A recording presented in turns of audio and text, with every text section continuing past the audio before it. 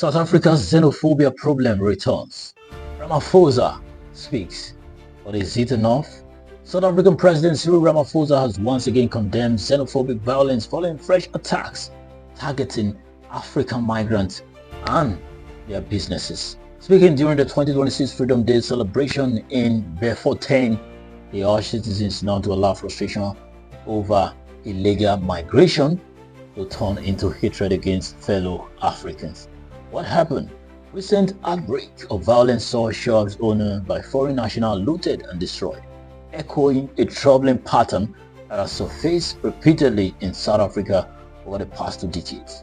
While authorities have stepped in to restore calm, incidents have reignited debate about migration, economy, hardship, and national identity.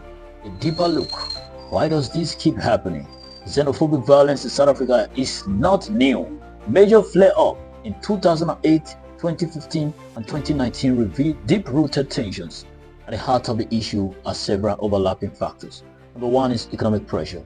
South Africa faces persistently high unemployment, especially among young people. In struggling communities, foreign nationals, many of whom run small, competitive businesses, are often perceived as economic rivals. Inequality and frustration. Despite being one of Africa's most developed economies, South Africa remains one of the most unequal societies globally. This inequality voices frustration, which can be redirected towards vulnerable groups. Migration realities. As a regional economic hub, South Africa attracts migrants from across the continent. While migration brings economic benefits, weak systems for documentation and integration have created tension between locals and newcomers. We also have political undertones. Immigration has increasingly become a sensitive political issue.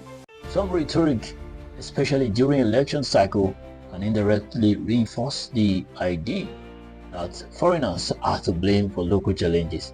Even when evidence is more complex, Ramaphosa's response, strong word, familiar challenge, President Ramaphosa's condemnation is clear and consistent with his past messaging.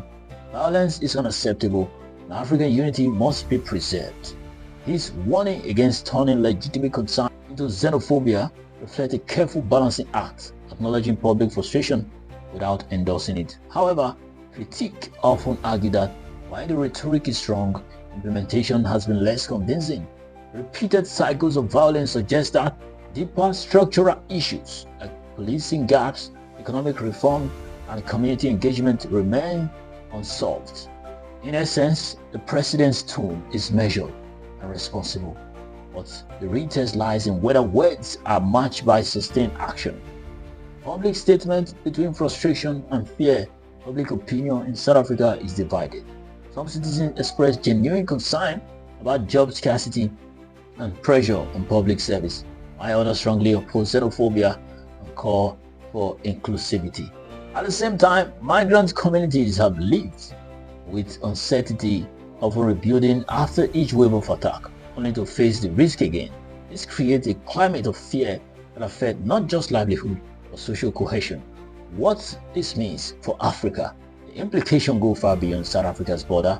African unity at stake. Incidents like this challenge the vision of Pan-African solidarity, where citizens of the continent should ideally move and trade freely. Regional relation countries whose nationals are targeted respond diplomatically, raising tensions between governments.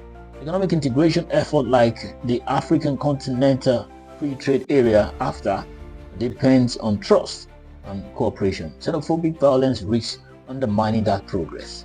Migration debates across the continent. South Africa's situation reflects a broader African conversation about how to manage migration fairly while protecting local economies. The bigger picture. What comes next? South Africa stands at a crossroad. Condemnations alone are no longer enough to break the cycle.